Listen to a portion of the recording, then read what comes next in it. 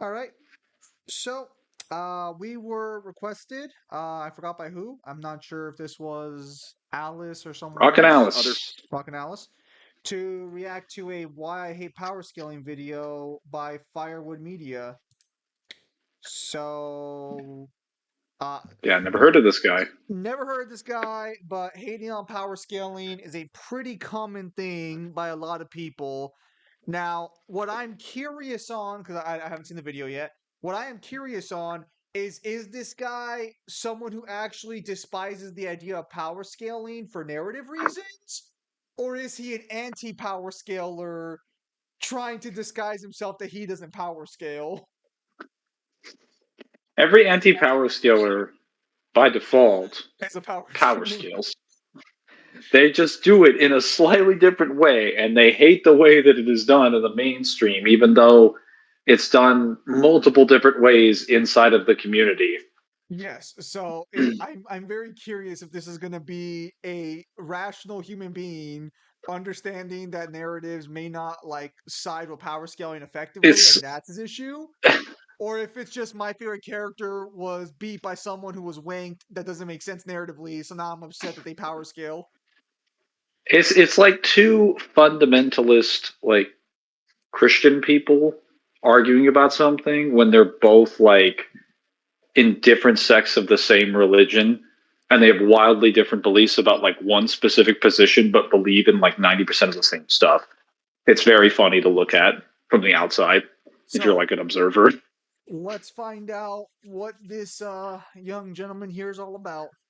Fans of things you like. Mhm. And my YouTube channel is where I usually Wait, dive do into you deep have it at discussions about 1.25? I have it on 1. I have it on 1.25. Okay. Yeah, I'm at 9 seconds.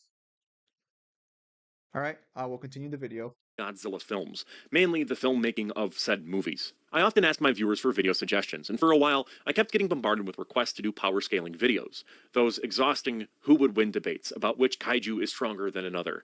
Some people even wanted me to add power scaling sections to my Godzilla retrospective videos, but I've always shut that down, usually with troll replies like, I don't want to do who would win videos because that's the kind of things that kids argue about at recess. For me, power scaling sucks the fun out of appreciating these movies. What starts as a harmless thought experiment quickly turns into a vortex of pointless arguments that drain all the joy from fandom and warp how people engage with art.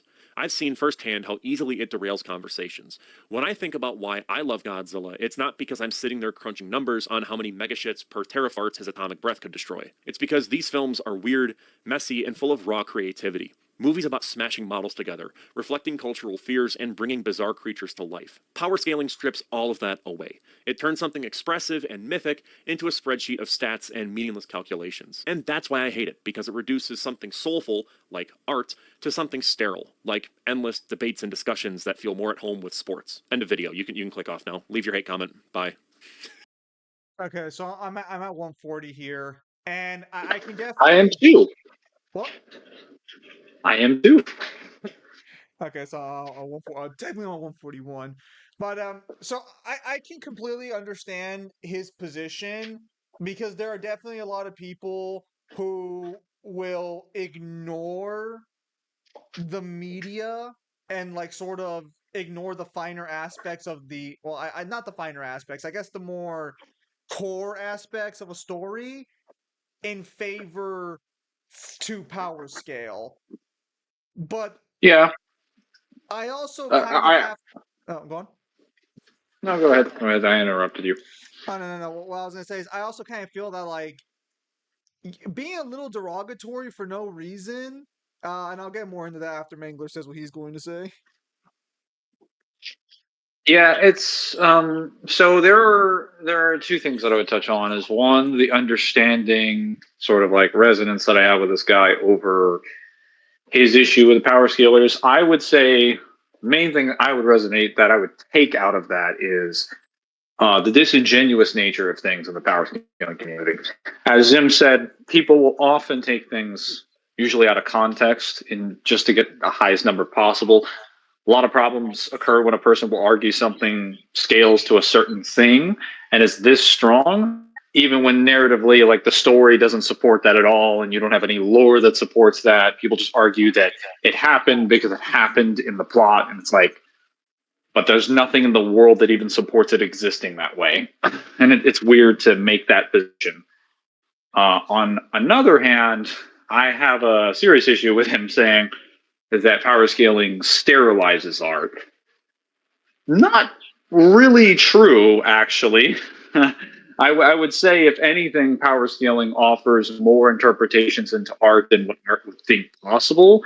Because when you are talking about things in power scaling, oftentimes conversations will not actually derail into statistics and calculations. It will just derail into character discussions because people like discussing the verse.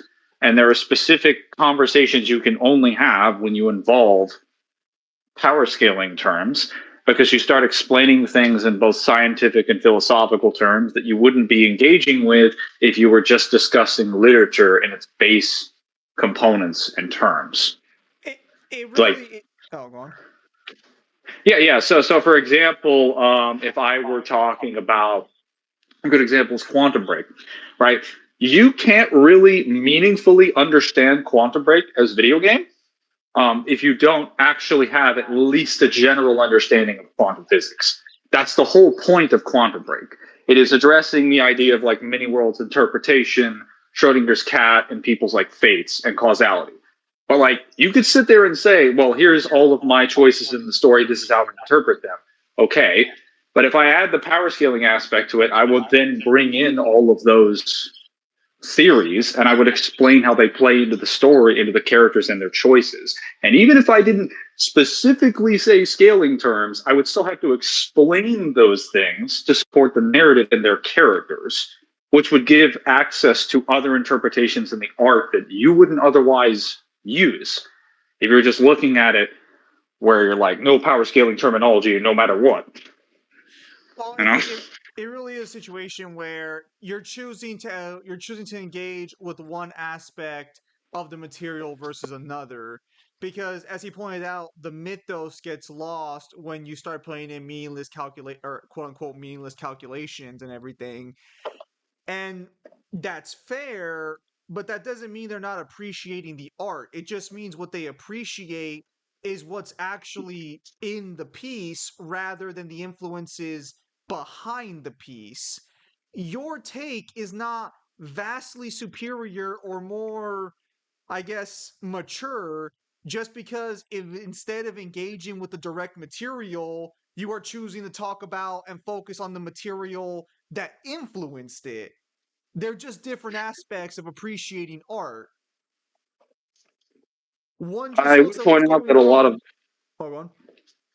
I would point out that a lot of what he believes is specifically with regard, at least to what he said at this current moment. I could be wrong. It could Yes. include more than the films, but he says currently, within regard to these films, it strips away a lot of their creativity. So, assuming he sticks to that and he doesn't expand it to all media, I'm assuming he also has a problem with any manga or any book series that specifically involves calculations.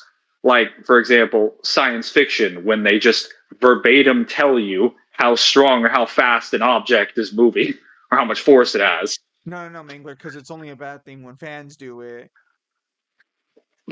But to be clear, his reasonings are valid. At least as of right now, it is perfectly valid to take that position. There are certainly a lot of power scalers who ignore the finer, more intricate details of art in favor of just power scaling. But as Mangler pointed out, and I've said multiple times, a lot of power scaling is basically just a character study, focusing on what a character can do. And if you look at those debates he's And mocking, why they would do it, and why they would do not it just sometimes. how. Sometimes people bang their action figures together. Sometimes they actually have reasons behind it. But a lot of the debates you see on Reddit and stuff with characters within, especially the same lore, you got a lot of people discussing the character actions, how they would actually think, what they would do, what if scenarios. They're very much engaging with the artwork beyond just calculations. So a little weird I, to hear a guy who sleeps with action figures by his bed talking smack like it's a playground argument of someone else's hobby. Just Glass houses. I'm just saying that even if we took the calculations out and still had the position, I don't see how it's actually any less informative of the material. And we're using Reddit here as an example, so this is like the bottom of the barrel insofar as power scaling is concerned. There are way better places you can get informative takes on power scaling, and I would still argue like Reddit has a much more comprehensive take than like your average casual fan of a general series. All right, let us continue and see how he devolves into this, or I guess evolves his opinion. God damn it. This video is going to get me into so much shit. Let's do it. I've also seen these debates spiral into absolute chaos. What starts as casual fun quickly mutates into weirdly intense battles, with people treating fictional monster stats like they're debating real-world sports teams. Like, okay, so to clarify, at 2, when he says it devolves into more in-depth like discussions, a lot of people who power scale, especially when they argue online, actually enjoy debating and arguing with people online. This is what they like to do. They want to be doing this. It's just a debate Yeah, it's like any and, other.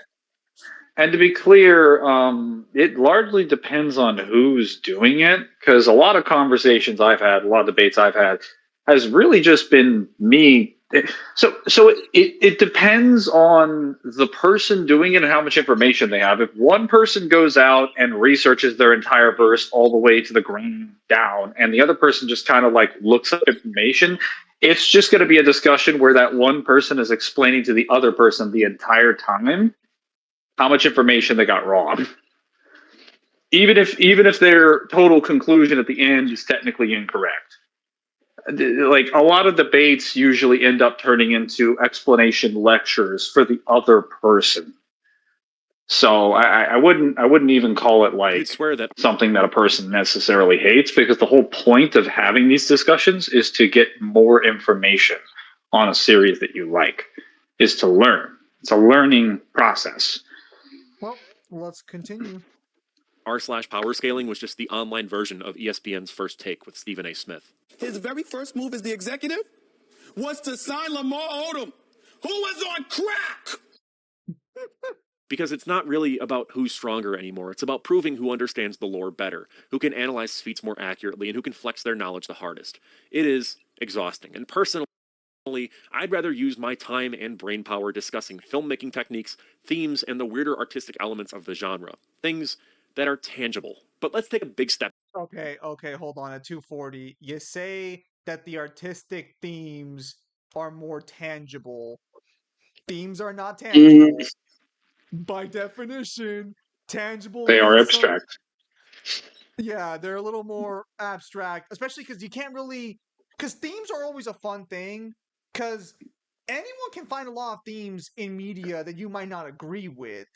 But that's why analyzing media and different perspectives can give you more options. But again, this is coming from a guy who's looking down at another hobby that analyzes fictional characters because they don't do it the way he likes it. So I would point out that even though we did label the I believe we labeled the Death of the Author video a literary reference video, it's still technically a power scaling video because we did it for the purposes of explaining to power scalers that you cannot use the Death of the Author essay by Roland Barthes to explain, like, you can't use his position or his beliefs or anything he's written as an argument for like why author statements can't be taken.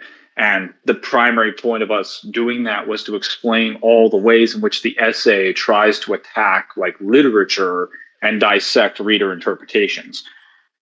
Like, we weren't doing any calculations in that video at all.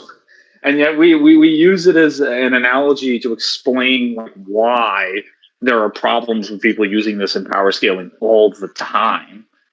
Like whenever we bring it up, it's an axiom. It's something we accept as a fact that it exists. Like someone does believe this position, and then we go on to elaborate what that means. That is a broader set of terms that has more analysis inside of it. And if someone asks me what is Death of the Author, I'm like, well, I'm glad you asked. Here's A, B, C, and D. Okay. Like, do you think that it's just He says Continue. there isn't any sort of themes or whatnot like that. There's plenty of information there. All right, so just to be clear, so that way I'm not misrepresenting like what he said, and to look into make sure I was correct. I did look up what tangible means, just to be clear. So the first one is capable of being perceived, especially by sense of touch or substantially real material. The second one is capable of being precisely identified or realized by the mind. So I guess he'd be going with the second definition of tangible here. But again, he's claiming themes are more tangible than calculations and stuff of that nature, which they're the same level of tangibility. And He also capable of said being something. appraised at an actual or approximate value. So He also said it was. It's not really about who's stronger anymore. It's about who's proving who understands the lore better, who can analyze feats more accurately, who can flex their knowledge the hardest. yes, I did So mention that it's technically briefly. about both. Like, so in order to understand how anything would work in any series, you have to understand the lore pretty intimately, and then also put it towards an empirical litmus test. You have to put it towards a set of criteria that we call power scaling. And if it doesn't meet that criteria, then it doesn't qualify for a bunch of the terms that we would give it. It also It's is very rather simple. It also is rather interesting the disdain he had for that portion, where he said that it just devolves into either who like knows the lore better or who understands the lore better and stuff of that nature. But shouldn't that be a good thing when you're analyzing fictional media, or is analyzing the world of fiction inherently less valuable than analyzing the It, inspirations around it? making a prediction right now, I believe he would think that it is, specifically because it would hurt his interpretation. Because if you have a person between two or more people, obviously, that understands a specific lore or a certain lore of a specific series better, they're going to be able to explain it better. And to some people, not everybody, to some people, they're going to take that as offensive because it's going to make them look stupid when that person starts explaining it to them, even if it's not actually done out of malice and they're just doing it to educate them because they just want to talk about the series and To they think they're trying to help. to be as fair to the person who made the video as well, is he is correct. There will be points in the power scaling discussion where the discussion kind of devolves into explaining who knows the lore better. But that's because in power scaling, a lot of interpretations have come up regarding different media or characters, and a lot of those interpretations are based on a flawed understanding of how the actual lore of the media works or how it actually is described or stated. So to put it in the easiest way possible, power scaling is what happens when you take most readers of most series and you expect them to be put through a literary and like scientific litmus test. You put them through a test of criteria and you test their understanding. The bad interpretations that you see in power scaling are for people who fail those tests, for people who do not understand how to use certain literary terminology effectively. They don't understand what like hyperboles are, oxymorons. They don't understand writing styles. They don't understand like certain references, nuance, etc. There's a lot of things that go into writing, and a lot of people that make bad arguments like that don't understand that, which is why power skillers have a lot of like standards that they make for that reason. Yes. All right. Let us continue. 240. Back. What even is power scaling? I assume most of you watching this know, but for the few who don't, let's break it down. Power scaling is the practice of comparing the capabilities of fictional characters to determine the outcome of a hypothetical fight. This usually involves So I'd like to clarify here. You don't necessarily have to power scale for a versus matchup in order to power scale. He's adding the criteria for a hypothetical fight, but you can just power scale for the fun of it and not ever hypothetically have a Yeah, fight with your yeah. character. I do know that he has So that caveat. I was going to say that that's actually not correct at all. You can technically just make a bunch of videos explaining the cosmology of a series and never have a single matchup with those characters. Yeah. So just a fun little note I'm adding there. Utilizing attack power, 259. ability, speed, intelligence, special abilities, or hacks, and equipment. Power scalers break down feats, which are the on-screen demonstrations of power, and statements, which are in-universe claims or lore material to build a hierarchy of evidence. Supposedly, narrative context is the most reliable factor, followed by feats, then statements, and finally outside materials like... Okay, so pausing at 324, supposedly narrative context is the highest interpretation, is what he said. So I'm assuming his problem will be that people come to conclusions that aren't supported by the narrative. But this one gets a little more complicated because you'll have scenarios where you are given information that is confirmed consistently that would break a narrative that doesn't really get acknowledged or touched on by authors because they just put cool shit in their story sometimes and don't really think about the repercussions of what they're putting in. So it's supposedly the narrative, but like I would say that's not true. Statements and feats, generally speaking, are held on pretty much the same level. They're both dependent on a factor of credibility and the conditions around which they occur.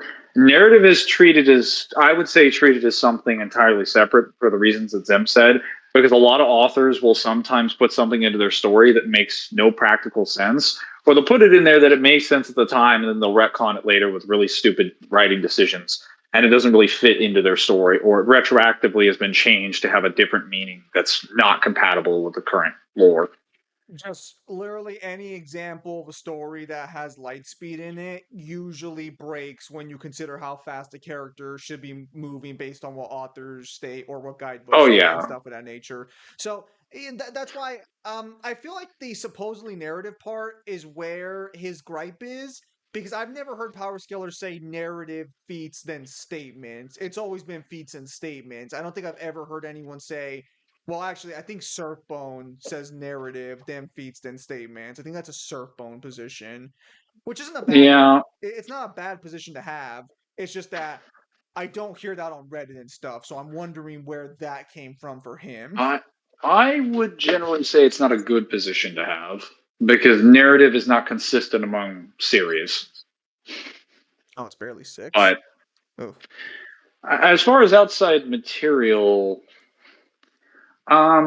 most people do use outside material after feats and statements. Yeah, but like keep in mind that outside material's validity usually depends on the series, but most series have the same level of authenticity for their Is outside the most material, which reliable is to factor, say followed by most of it feats, is then licensed statements, by and the finally company or the outside creator materials like... and has the same permissions to exist. So unless stated otherwise, you would take it the same way you take the primary source material. I was gonna say I feel like he's confusing some of the hierarchies here because outside material falls under statements. Yeah, so to be clear, it's not like a hierarchy of 4 tiers: narrative, feeds, statements, outside material. It's one level and all of them are in there. And then anything that doesn't fit with the idea of what the series is supposed to be falls under that. Yeah, because I feel like he's confusing evidence with where the source of evidence is. Because it's source material, then official guidebooks and stuff of that nature. Then I believe it's promotional material, and then it's author statements for the hierarchy of that. But that hierarchy changes depending on who you're talking to. I just got confused because when English said outside of material, I went back to listen to it, and yeah, he does say outside material. But Yeah, just anything outside that. But yeah, let's continue. let's continue. Data books or interviews. The idea is to quantify fictional strength, creating a ranking system that allows for cross-series comparisons. But here's the thing. Once you start applying that level of analysis, these stories stop being stories. They become equations. There's something deeply off-putting and anti-art to me about trying to quantify the strength of a monster that's meant to be symbolic or mythic. Godzilla is not a set of stats. He's a metaphor for nuclear devastation, or a metaphor for guilt, or whatever the fuck Godzilla vs. Megalon was. When you reduce him to just numbers and feats, you flatten him into something dull and mechanical. There's nothing interesting about him then. And sure, some people do find that kind of analysis fun, and I guess if you think that, wonderful. But but to me it strips away the ambiguity and mystery that make these films compelling in the first place. When I watch Shin Godzilla, I don't need to know the exact energy output of his atomic breath. I just need to feel the horror of it. When I watch Final Wars, I don't need to compare power levels to enjoy how over the top and insane it is. Not everything in fiction needs to be quantified. Sometimes the fun is in the uncertainty, the spectacle, and the personal interpretation of it. After all, isn't that what movies are for? I can make a whole different video about like ending explained videos and how I hate those too, but power scaling to me is very reminiscent of that. Again, I stopped at 450. I have a commercial. Give me a second. I'm at 451. I really should get fucking YouTube Premium one of these days. It's so so this is a personal video, so it does make sense that it's why I hate power scaling, and that's fine. But this really, because again we were requested to look at this. Uh, this really is just the guy who feels like I enjoy one way of interpreting fiction, and any other version is just silly or well. I mean, he thinks he doesn't say it, but he definitely provides enough emotion to where he feels it's dumb.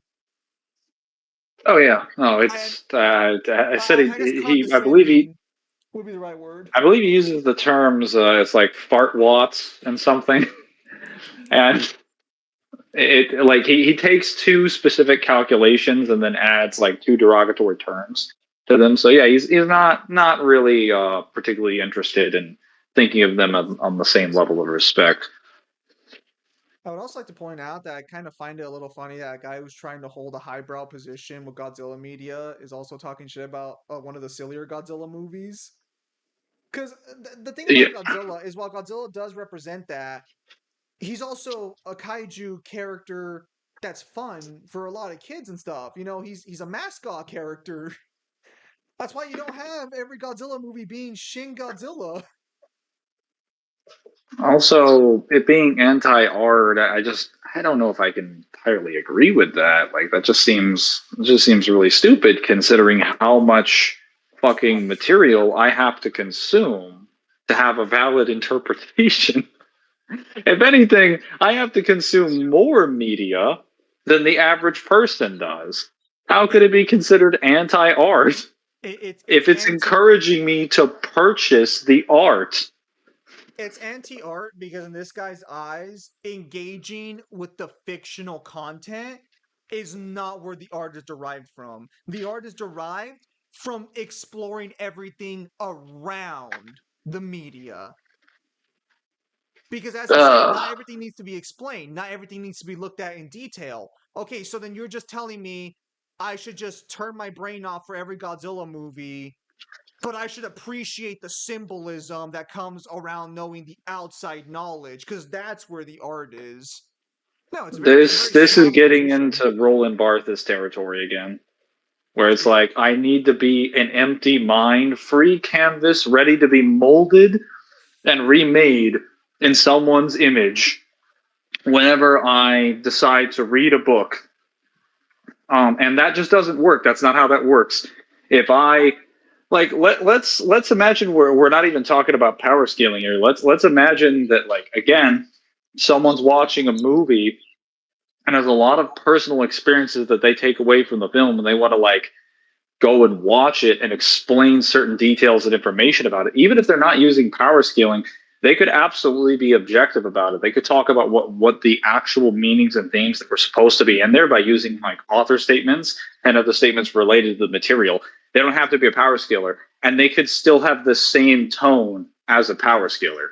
They'd still have the same arguments as a power scaler. They just wouldn't be giving you calculations. But I feel like they'd still be just as dominant in determining your interpretation. Yeah. But no. Let us continue. Oh, hang on. I accidentally muted him. at this point, I'm completely used to. I've seen a ton of arguments against what I've said in the past, so I hope this video acts as both a response to that and as a litmus test to see who actually watched this video and who just saw the title and thumbnail, got mad, and immediately started writing out a yap fest in the comments about why I'm wrong, I'm fat, and I'm gay. I don't know. I've seen some people argue that power scaling helps maintain consistency in storytelling and prevents illogical power creep. But let's be real. Most of the time, that's not what's happening. The vast majority of discourse that I've seen firsthand is just not that. Instead, it's people arguing over which character is stronger, and that's it. This mindset tends to be most prevalent in action driven series, especially in anime, where power progression is a key theme. Look no further than series like One Punch Man or Dragon Ball Z, where there's been a Okay. So I'm at 553, and while he is right about what he said, I do find it interesting that for a power progression series, you chose One Punch Man as your example. When the whole like point of One Punch Man is there's one guy who's vastly stronger than everyone else for doing nothing. One Punch Man is more. I wouldn't call it a parody at this It's point, but it's it is definitely it is a Saitama. parody. Well, it kind of is. The manga's gone a little more serious, but Saitama himself is a parody of the idea of like this sort of situation. Dragon Ball Z is fine. I just found it funny One Punch Man was constant one debate as to mention whether going on. Anime Man A or Anime Man B is stronger than the other. Another common defense is that power scaling can actually enhance appreciation for characters by showing how they overcome stronger opponents. But here's the issue I have with that. Appreciation doesn't have to come from knowing the exact strength of an attack or how many tons a monster can lift. The appeal of Godzilla or any kaiju isn't about raw power rankings, it's about their presence, their themes, and cinematic impact. I can love Gamera's scrappiness without needing a numerical breakdown of how Okay, so pausing at 629, you can't make that claim.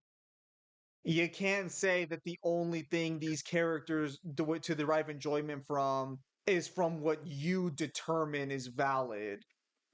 There are just as many people who would more than likely care about these characters because of how strong and cool they look and would probably be very interested in how strong their attacks are or what they could actually do with like the full strength of their abilities. It's why power scaling even exists to begin with. Again, I would also point out that certain this position kind of falls apart when it comes to abilities portrayed in a narrative that involves fight scenes. Because how would you take an ability that's described to be incredibly like complex and relies on your understanding of like laws of the universe, for example, and specific statements regarding like how fast it is?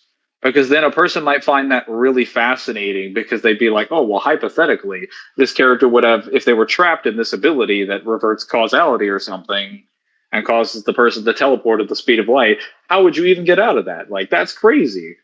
I guess this means this character would have an easy time moving through events in the story. Like, they don't have to be.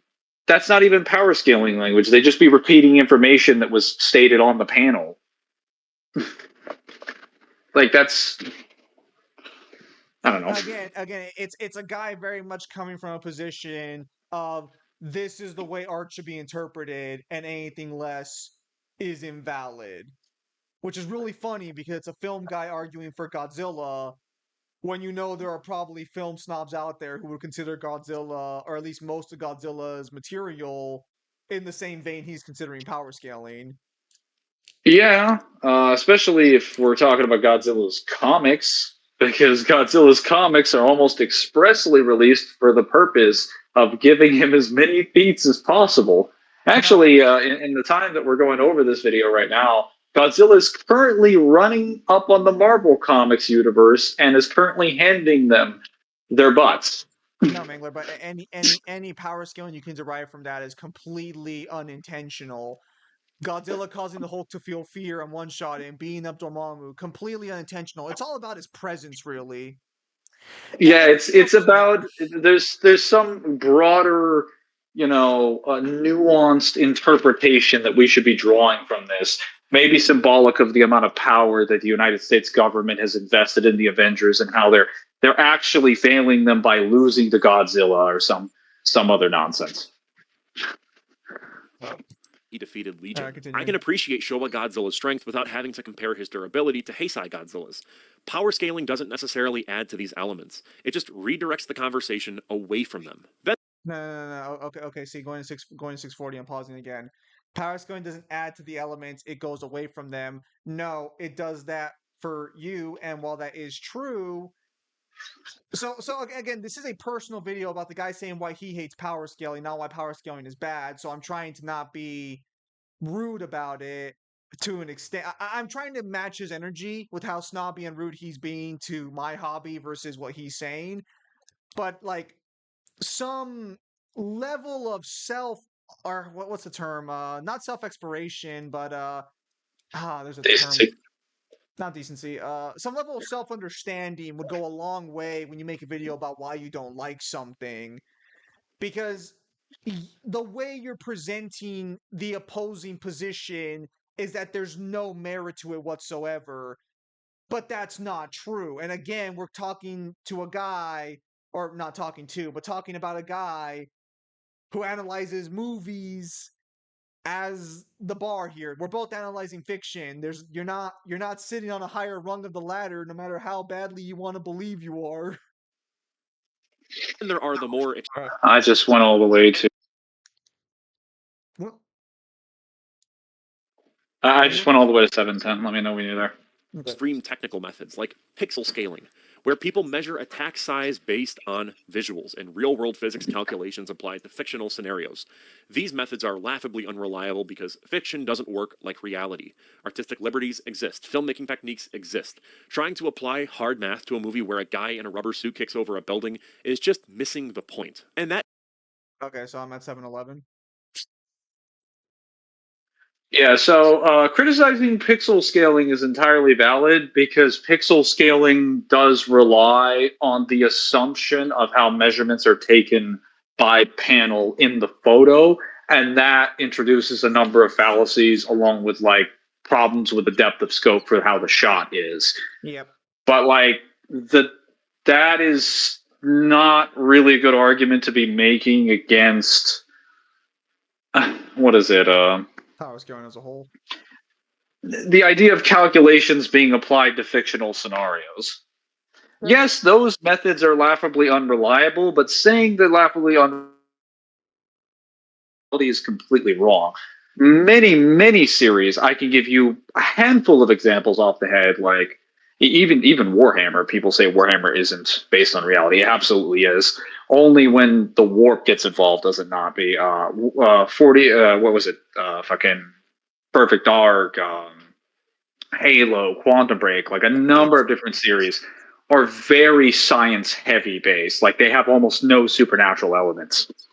It's very much the way he says it that's where it's incorrect, because he's saying it's not based in reality, but the fictional elements that make that world special may not be based in reality, but the core basis of most fictional worlds, unless like Mangler points out the warp and examples likewise, you know very well they're based within some degree of our reality. Just because Superman is flying around in DC doesn't mean DC wasn't based on our reality when it first started. It doesn't mean when the original comics came out for like Spider-Man, they weren't rooted in our everyday shenanigans.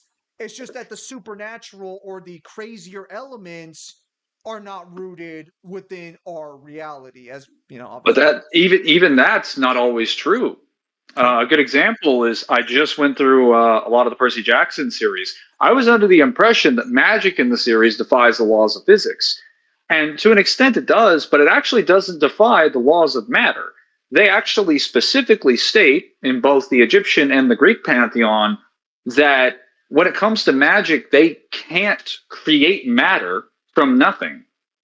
It can't be created or destroyed. The energy can only be converted, which is one of the bases of not just the conversion of conversion of matter, but also the basis of the law of conservation of mass, which is something that like is our reality is deeply rooted in. Like we kind of need that for a number of our scientific principles to exist. And Yes. if the core magic system that makes all this crazy stuff is telling you, hey, I need A, B, and C for this to function, otherwise it just doesn't work at all. That's a grounded system. That's closer to reality than you would give it credit for. Yes. Now let's continue. is the core issue. Power scaling pretends to be objective, but it's built on subjective interpretation. At the end of the day, Okay. Okay. So power scaling pretends to be objective, but is built on subjective interpretation. Okay. So let's get that out of the way. I definitely understand where he's coming from because there are definitely it's supposed to be objective. He's absolutely right. But if it was as objective as it claims to be, you wouldn't be having all these people having different opinions on the same material. But as we already discussed earlier, that's why fans get into discussions about who understands the lore better and who understands the characters better, because a lot of different interpretations are built on a lack of knowledge or a misunderstanding of knowledge. If all power scalers had the same level of knowledge on a series, it would be very objective across the board how it goes, except for some subjective things, because we don't know everything that goes on in the series. So sometimes we have to, like who would win in a fight in the same series? You don't know how this fight would turn out, so you offer your subjective opinion on whether or not the objective facts support one side or another.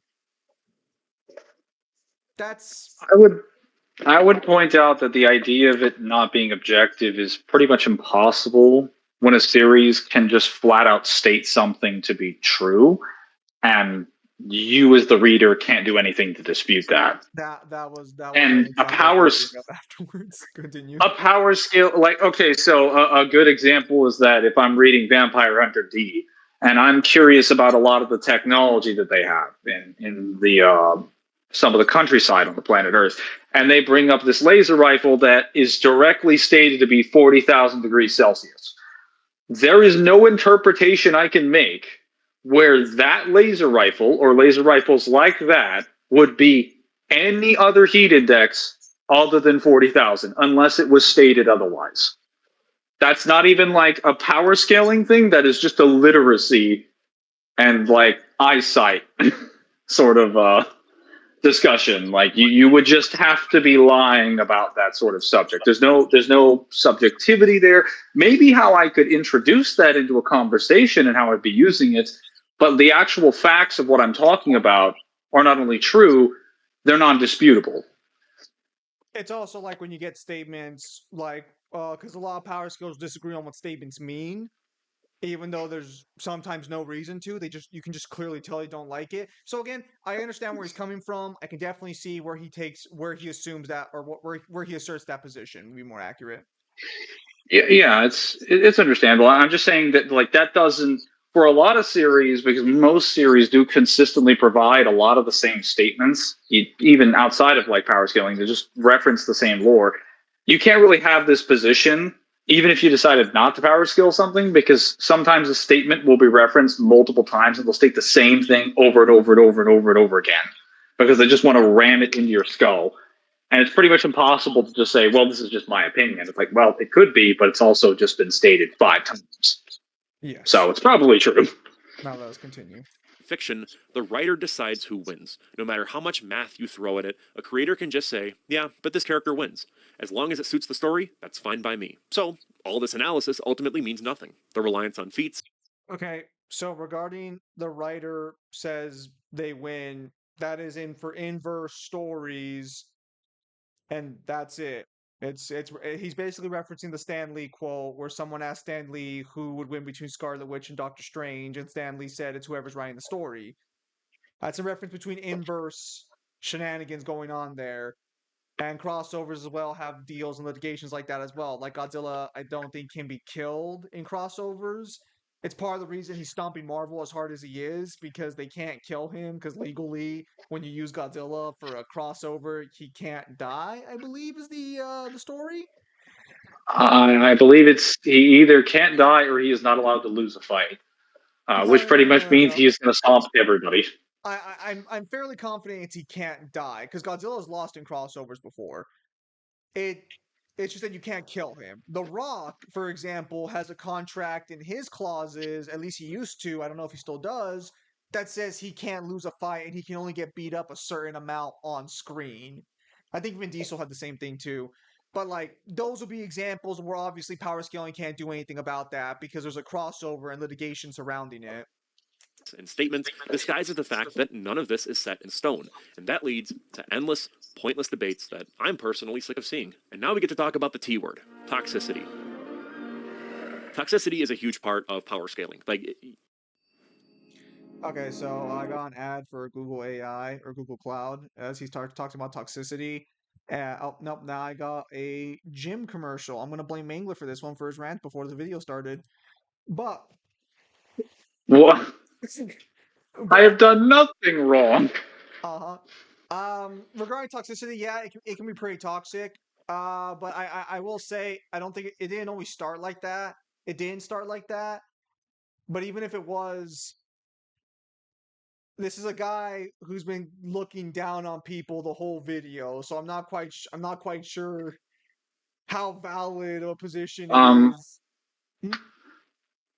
well, yeah, it's understandable why he thinks it's toxic. I'm just trying to understand why he thinks that's a problem that is kind of exclusive to power scaling. Because have you ever been in a community with any video games, any light novels? Because like a lot of people, especially for major popular series, they don't like you showing up and explaining their lore to them if they have a specific interpretation. You don't have to introduce power scaling. Warhammer is a great example of this. I've had a lot of Warhammer fans that, while they do appreciate me talking about it, some of them are just like hardcore, like, no, I don't believe in that. That's stupid lore. And I'm like, well, it doesn't matter what you believe. This is what's being stated. I'm sorry, but like, I that's. would assume the reason he's pointing And out they would probably toxicity. consider me toxic for saying that, even though I could just provide the statement to them, and I usually do.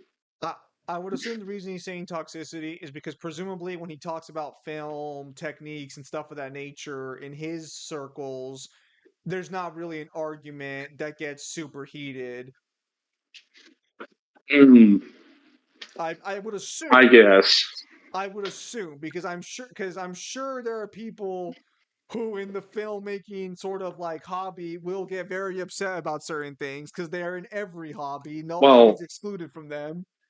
everyone can really only speak to the extent of their experience and what data they have. So that's Yeah. fine. I'm just saying that the idea that it is mostly even like rooted in this in power scaling is just not entirely true.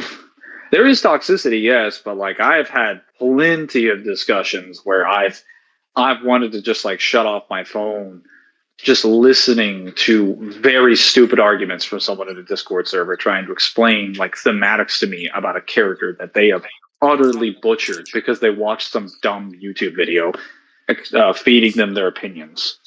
Like that That's also that become that that's had also nothing to become do with pretty power dumb. scaling. Yeah, It that's had also become nothing to pretty do with dumb with power scaling. characters. But it's okay though. It's okay. All right, let's continue. It's M32. Oh damn it! I muted them again. Fuck.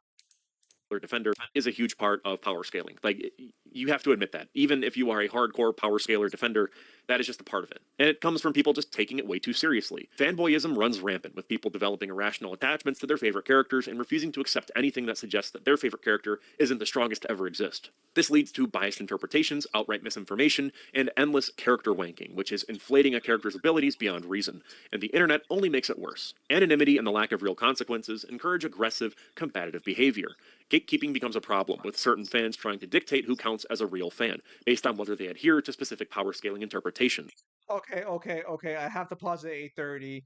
You are not going to sit here and talk about gatekeeping like that is exclusive when you have basically been gatekeeping people from being real fans or valid interpretations of art. You don't get to. There's no way this man is mentioning gatekeeping in a video like this. It's it's it, it's pretty much impossible to make the claim about gatekeeping with regards to art if you have done anything other than say, hello, everyone. I welcome most, if not all, interpretations. I just hope you guys pay attention to the material and have fun. And that's all you need to say. That would be like the most anti gatekeeping position you could take. Yours, unfortunately, is the opposite of that. again just the lack of self awareness some people have. I have been called a fake Godzilla fan because It's a Hang bit on, concerning. hang on. I'm continuing from 8:30. based on whether they adhere to specific power scaling interpretations. I have been called a fake Godzilla fan because I don't care about power scaling. That's real. I know it. I don't get it. What could be harmless. Okay. Again, I gotta stop at 8:42 because you don't understand why calling them a fake fan because you don't do power scaling. Yet your whole video is based on the position that power scaling is not a valid interpretation or a valid way to enjoy material. Dude, this video at some point did none of this resonate with you. No. So the reason I can understand what he says about there being a lack of accountability when it comes to online stuff and anonymity. That is true, and that is unfortunate. However, that doesn't just apply to power scaling. That also applies to anyone on the internet discussing any art or any media at all, Bold because you of can still have me, those same discussions. bold of this man to assume that these assholes need anonymity to be assholes. Bold of him to assume that. Yeah, if they were there in person, they'd be just as willing to be just as insufferable. Um, Secondly, when it comes to Speak what up, was he Jordan. saying about personal insults and hang on. Oh yeah, fake being fake fans. So there are two sides of this. One, I don't think it's okay to call someone a fake fan if they're just trying to appreciate it for its own material and they just want to talk about what they find to be enjoyable about it. I don't think that's okay, and that's unfortunate if you run into that. But there is a second side to it, and that is the reason why sometimes people call them fake fans. There is a good reason for it, and oftentimes, well, not so much fake fans, I guess, though he might interpret it this way. It's calling people frauds. And the reason why power skillers do this is that oftentimes you find out, like I said earlier when I mentioned that you kind of have to go through a literary and like a scientific litmus test when you get into power scaling. Because a lot of power skillers are just people who've maybe read a book one time in their life and they're now trying to actually understand the literary interpretations of the work. The people who do not have like good literary analysis are the ones that fall through the floor. They're the ones that kind of like fall out. Now there can be people who have great literary analysis, but they might just not be interested in the discussion. The point is that those people are not going to do well in power scaling, even if they want to do power scaling, because they will believe their interpretation is always going to be valid no matter what, even if they can't like comprehend or explain that. The reason we call them fraudulent is oftentimes because a person might go through a series and research it out of spite or otherwise So and not hold them up to the same standards. I That would would also probably be a better example of like toxicity, I think. I would also assume the fake fans position is more so because there are people out there who will rep a character based on how strong they are and have never read the material. Look at half the Oh, people who rep Fate. so half the people that we ran into this problem obviously a lot with God of War, but mainly with Doom. Because Oh, Doom. recently after I mean I had gone through parts of the Doom games before, but after the Doom like Master Chief Doom guy thing went through the most recent death battle, I was like, okay, I'm gonna go through the games. And I went through all the games because I wanted to see these statements that people were talking about in Doom Eternal. I wanted to learn the context of them, and I realized, oh, they're talking out the ass. Like none of this information is actually true, even on like the lore standpoint. And half these people haven't played the games or haven't seen these scans. So whenever someone jumps into a Discord server to talk to me about it, they're like, hey, I heard you argue Doomslayer is like way lower than like multiversal. Why is that? And I'm like, well, because I just played the games. And I read it. It's like, that's ridiculous. And then I get them into a voice call in 10 minutes. I've convinced them that every position they ever had was wrong. I would Just because I also read the say material. I've seen the fake fans position be tossed around a lot more by people who play really or read, and it's a media that's very in depth with a lot of layers. I've seen media analysis of that material being a lot more toxic with the fake fan statement than I've ever seen power scaling being. I Because like I would also say video games are probably more prominent of that than Power Skills exclusively, especially when it comes to games that are played for difficulty reasons. Because people will call you a yeah, fake fan yeah, for like not every playing like on the highest Dark difficulty. Souls That's fans. dude, Dark Souls fans are so entitled. They're like they actually think they're like dealing with the second coming of Christ and they're like his followers or something. So And I'm just sitting over here like, guys, just chill out. That I've always had more of a problem with that kind of gatekeeping than anything in power scaling. yeah, I've And the never only seen thing that that gates happen in you power out of scaling. power scaling is being ignorant. Not Yeah. I can't help but wonder if this guy got called a fake fan by a bunch of power scalers because he didn't know the Godzilla lore as well as they did. Maybe it's well. So he seems to be pretty familiar with the films. Perhaps he just doesn't read the comics, and Well, maybe they were well, like, oh well, well, the well, he comics might not explain it. read the expanded material, or he might not memorize it to the extent like a Godzilla power scaler would. Because again, a good power scaler has a bit of an unhealthy obsession with the material he learns. So he'll remember a lot more than your casual fan or average fan will about the material and the specifics. Yeah, It's kind of like when you ask them like, "Hey, what guidebook has this?" They can probably point you at the right page of a guidebook they haven't read like 6 years or ago. even if they can't, they can provide you the cover, and they could probably provide you either the chapter or where it comes from, and then Yeah. just tell you the general interpretation of what it So means. I can definitely assume, and obviously I'm just making a massive assumption, but I can definitely see a guy like this guy who cares about the themes and everything being called a fake fan by people who are that obsessed with the character like Godzilla in that regard. But yeah, I've never seen the fake fan things in power scaling, and I've been on the subreddits he's talked about repeatedly. I've read those comments. So if he's seen that, I haven't seen it. I've seen it for video games and people who believe there's a higher standard for being a fan of a media. Case in point. Yeah, Let us continue. Fun discussions often devolve into Also, that Godzilla game is pretty peak. personal attacks, insults, and exhausting toxicity. And maybe that's why I find it so frustrating, because when I look at these arguments, it's like watching people fight over the dumbest shit. It's not about appreciating great scenes or talking about why you love these movies, something that could unite everyone. I mean, everyone loves a good movie. I want to be clear here. I'm stopping at 903. I want to be clear here. You have no idea how coming together a versus matchup can be because you don't spend enough time in the community. But there are some versus matchups where everyone just joins the same side and it's a beautiful moment of harmony. Especially one that, they're Carry in the on. fandom for. But instead, these arguments are more about proving someone else wrong. And I get that fandom can be competitive, but when it turns into nitpicking over who can lift a bigger rock, it just, it's like, what are you doing? Like, go outside, you know? I This stopped is at the point 924. I have some of things to why we say. love these stories in the first place. And I'm not saying you're Okay, go ahead. So, first of all, anything that involves conversation by default will be combative. So, like 99.9% of all human life. Just need to be clear about that. Two. Two, while power scaling does involve a lot of debate, most of the power scaling that I see in the servers is not people having serious debates. That only happens like maybe 1% of the time. It is usually people being, who would win in this scenario? And they just ask questions about it. They probably don't even go that much into detail. And a lot of times people jump into voice calls, they just ask each other questions about things. And they become very interested in the thematics of the character. Most of the time, they spend time talking about the character and the world itself to understand it better. And then they'll ask scaling questions once they've understood that. So I don't really consider that all different from people uniting over their love of a given material.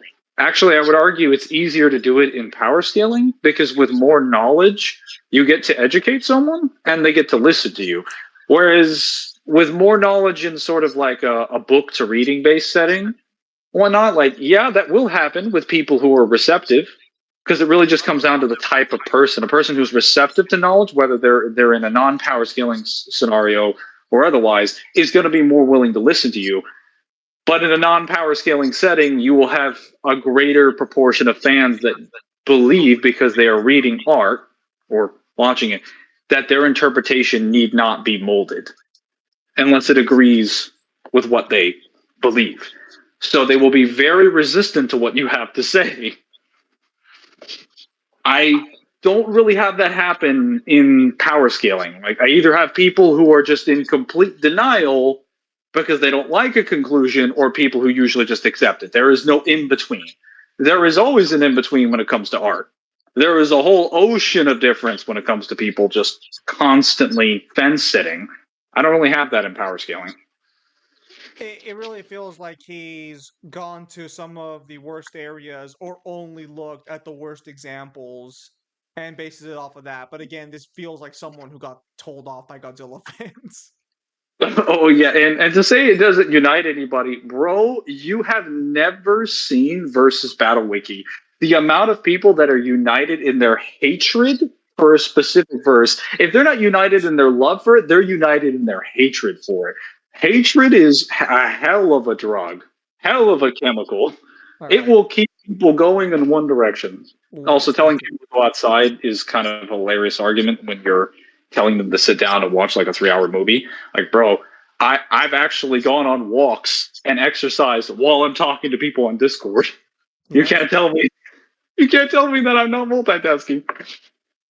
All right, let's continue. Assuming art the wrong way, but to me, this ultimately seems like immature arguments that you would hear from school children on a playground, and not adults demanding to be taken seriously. Some might argue if you don't like power scaling, just ignore it, but the problem is that it does affect the broader fandom to the point where you outright can't ignore it. I wish I could ignore it, I really do, but power. So going to 9:45 for a minute, I want to be as clear as possible. Before I started power scaling on YouTube, and even in my YouTube recommendations, I don't get power scaling stuff. You I have don't to either. go out of your way to find this shit. This isn't something that randomly pops up. You have to go find it. You can't ignore it. He's being very fallacious about it. I power skill on the fucking internet as a hobby for 10 years. I don't get that shit on my recommendations. I get Minecraft videos more often than I get power scaling. So no, Like, this if I've spent any amount of time talking about like live action cinema or whatnot, I'm gonna get like 100 videos of that. Well, actually, no. A fraction of those, no, none of those will be about power scaling. If I'm lucky and I look up power scaling takes, there might be a few of them, but because power scaling is so niche, and because people usually have to do research, unless you're doing an edits video, which is just something super slow mo and has like almost has no discussion. It's literally just this weird sound reverb crap. Generally, you have some verses that have literally no content, whereas almost every verse on the internet has like a YouTube video or some fandom that explains it, or has some groups. That's not the case for power scaling. Some verses are like just dead. They don't have any I also representative. I So also he's noticed not correct. I also noticed he mentioned how it affects the casual audience. Yes, because people get enjoyment from it, and the fact that the casual audience is so interested in it is clear proof that they get enjoyment from it, but we're just I, going I to would pretend. I would also argue it's a net positive to your series because if you want your material to actually be purchased, especially physically, you want a power scaling setting because they'll go out and buy the physical media, which will put money towards the company that produces the product for you, which will make it more likely that they'll keep producing that material in the future. Yes, now let's Just continue. saying. Scaling unfortunately shapes the way people talk about kaiju, how they engage with movies, and even what kind of discussions get prioritized. Just go to r/Godzilla. Like, you're gonna find weird fake posts about me being dead. I don't know why there was a death hoax. That was bizarre. But you would also find tons of power scaling discussions, which it's like I wish there was a separate subreddit for that. Like I wish I could just focus on movies here, but whatever. If every conversation Again, so it sounds like it. Again, it sounds like his hobby got corrupted in his eyes, and that's why he doesn't like it.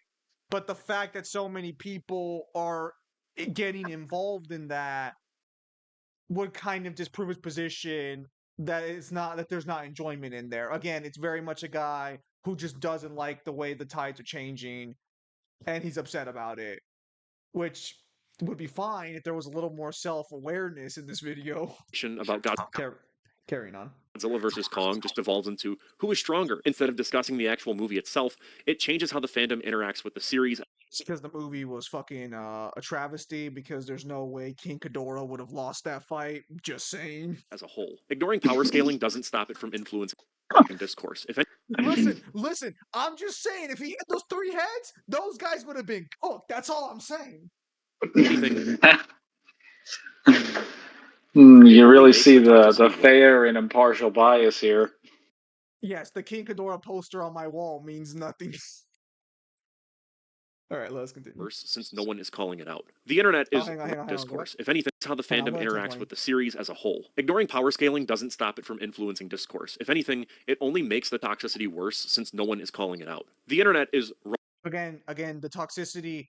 These discussions are not as toxic as he makes them out to be. Maybe Godzilla fans are just more toxic than I realize. So this is where I would point out that it largely depends on the community again, because and keep in mind, communities of power scalers, especially on Discord, don't okay. Well, there are plenty of Discord servers that primarily do involve scaling like one particular verse more than another. Most of them, if they go on long enough, just keep adding channels for every verse that they scale, and they have different representatives. So even with something that is dominant, it will never stay that one way. Like our server started with DMC, and now it's got like 20 to 30 other channels for all these other series, and there's so many other series and things that we talk about. It's not just a DMC server anymore. It covers so many other stuff, and I have like 5 or 6 of the servers that are just like that.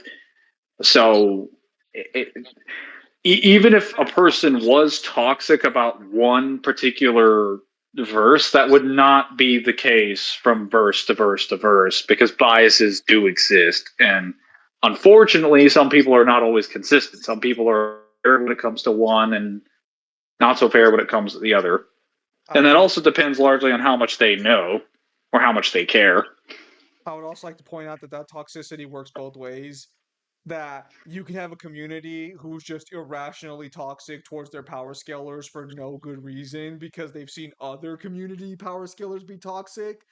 But if your power scalers in your community are toxic, that says more about your community than it does about power scaling. Yeah, I would say like a lot of the people in the various communities that I've been to and I've been a part of usually already have like pretty toxic and like pretty what I call, because one of my favorite comments, one of my favorite remarks to call people when I'm reading things is I call them illiterate.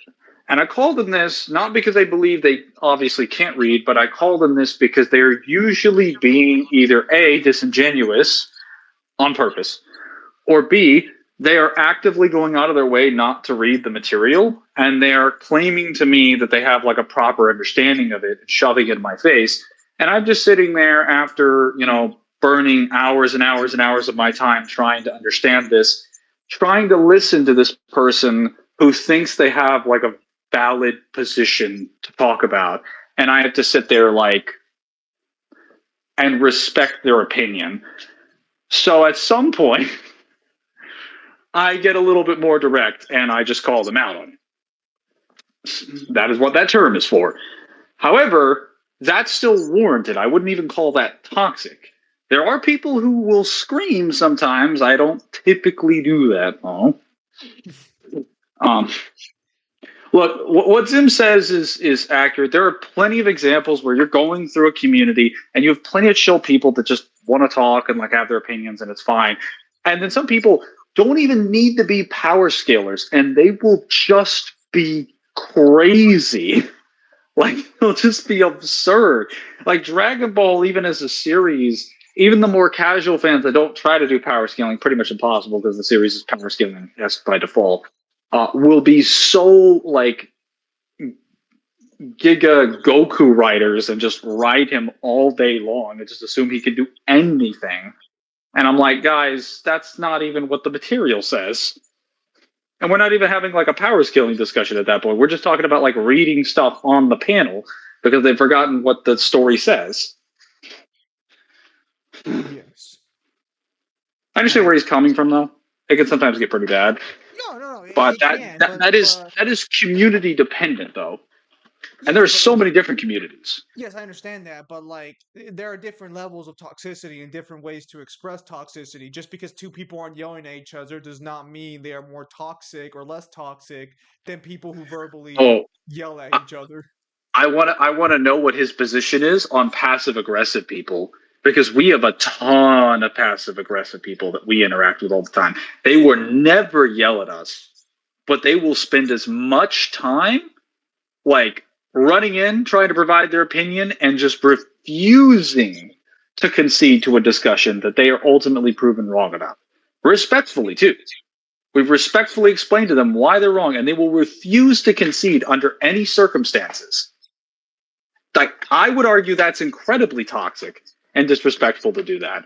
But, you know, I mean, they're not yelling, so are they really toxic? I didn't realize we were watching Godzilla by Gaslight. Rife with examples All right, let's continue. of power scaling debates spiraling into toxic outbursts. Common behaviors include the use of insults and derogatory terms like goon, dumbass, and yeah, I could go on, but I kind of like having a YouTube channel. You know you can cuss in your YouTube channel, right? And again, so I got a commercial. Also, if you're in a power scaling scene, oh, hang on, Mangler. Give me a second. Apparently, I'm receiving a call. Okay. Como a las 12, ¿por qué? He's been stolen away from us. Okay, bye. No, my mom called me because my car's still at the shop, so she has to confirm like when she has to take me to my predetermined destination. So let's continue. 10:48. Matchups like Orange Guy from Dragon Ball versus Bald Guy from One Punch Man have become notorious for generating intense. Oh, okay. So Goku versus Saitama debates. Yes, yes, those do get rather toxic. Ah, yes. The average power skiller debate, of course, Goku versus Saitama, and not like, you know, literally anything else.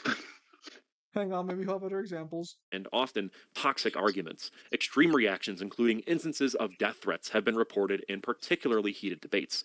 A recurring theme is the insistence that I'm gonna say regarding death threats in particular, I can't help but wonder if he's referring to credible death threats or just that like if I saw you in person, I would blank.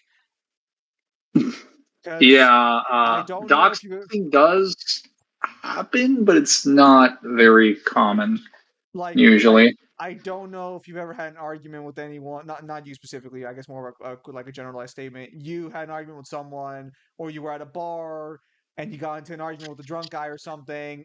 Those things happen in the heat of the moment. It's not that big Because a deal. I would point out that I've been doing power scaling since like before 2019, technically since like 2018, probably 2017. So it's been almost like 8 years. I have only had one instance where I have been in a server that potentially could have started doing some doxing. I left that one immediately. Yeah. One time in 8 years, like it is my own personal experience, but at the same time, like for someone like me, that's not like your average power skiller. I'm a little bit more well known, if I do say so myself. I am known in a lot more servers. So, like, if I don't have that happening a lot to someone who frequents these circles, I'm not exactly sure where you would need to go for that to occur.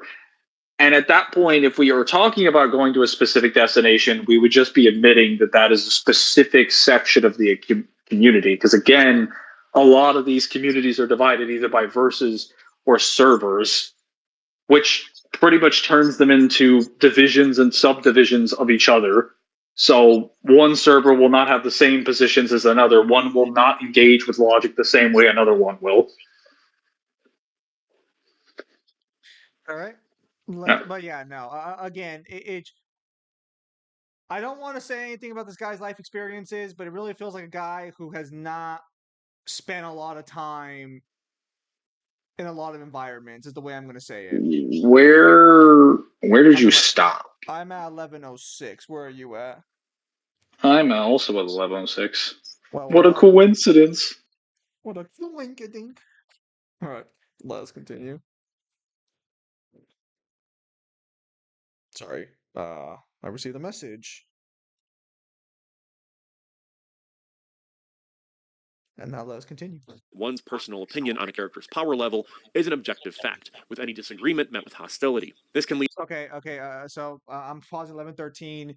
Yes, it is technically their opinion, but it's supposed to be based with a lot of evidence and with a lot of evidence to support that position. So if he's just looking at the casuals who are yelling online at each other instead of providing the scans and having actual discussions, I can understand where his position comes from. Yeah. Again, like the average casual usually just watches a video on it, sees some scans, takes some screenshots of those scans, doesn't go back and read the material, and just tries to provide them together in the same video and is like, well, I looked this up on Versus Wiki, and this is what they said this is, therefore it is.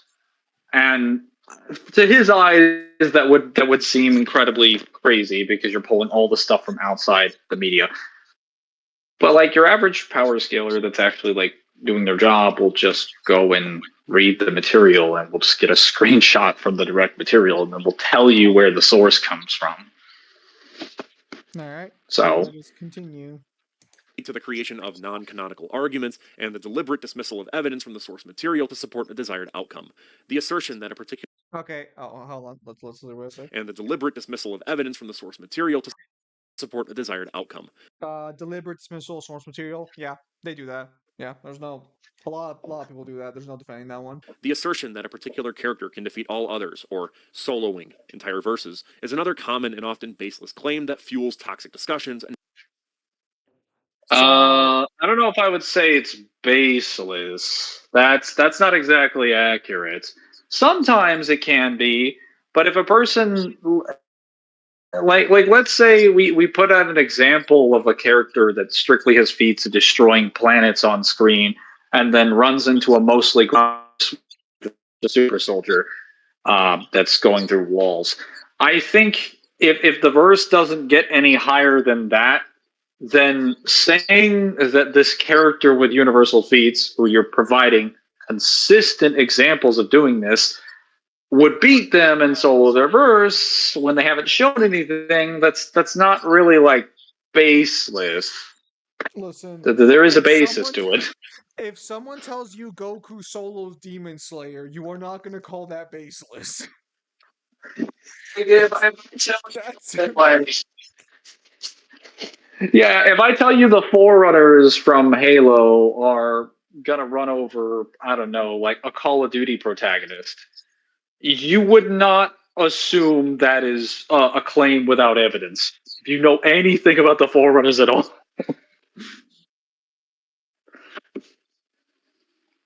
all right. Let us continue.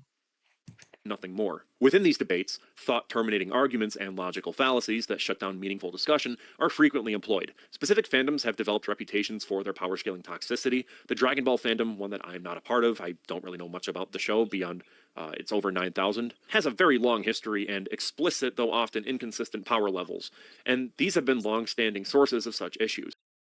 More recently, the One Punch Man fandom has also seen a rise in toxicity, mainly surrounding the seemingly limitless power of its protagonist, the bald guy. And to me, it's like, I just feel like you're missing the point, you know? Like, isn't the point of that show that he is so powerful that he almost has, like, an existential crisis? He's just bored as hell existing because nothing in life excites him anymore? Like, why are you more focused on, like, the fighting when, like, even the main character isn't, you know? Other fandoms... Okay. Okay. So regarding 1230, I'm going to stop here for a minute. It's not that Saitama's not interested in the fighting. It's that he can't fight anyone. He would love to have an opponent who could fight him. I think even early on in the series, he even dreams about the idea of it because he just wants to be able to throw hands with someone, but he can't. Yeah. The existential crisis comes from not being able to fulfill his goal and having to accept the fact that this is it for him.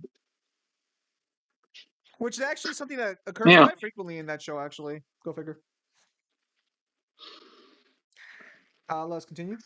Frequently cited for toxic power scaling debates include those centered around Naruto, Bleach, Marvel Comics, and DC Comics.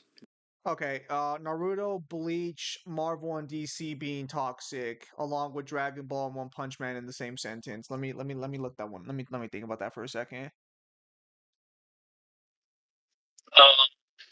I feel like Naruto's not as toxic as the others these days, but I can definitely see there was a time they probably were really toxic. Bleach scalers, I'm not even sure if I'd call them toxic because they're more retaliatory in their toxicity than they are generally toxic.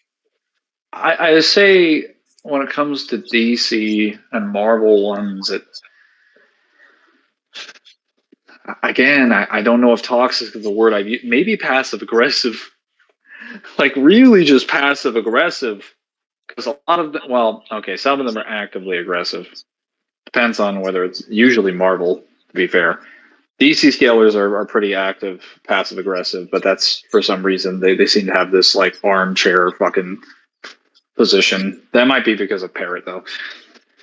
Um, I don't know if I would say for like any of these in particular that they've been.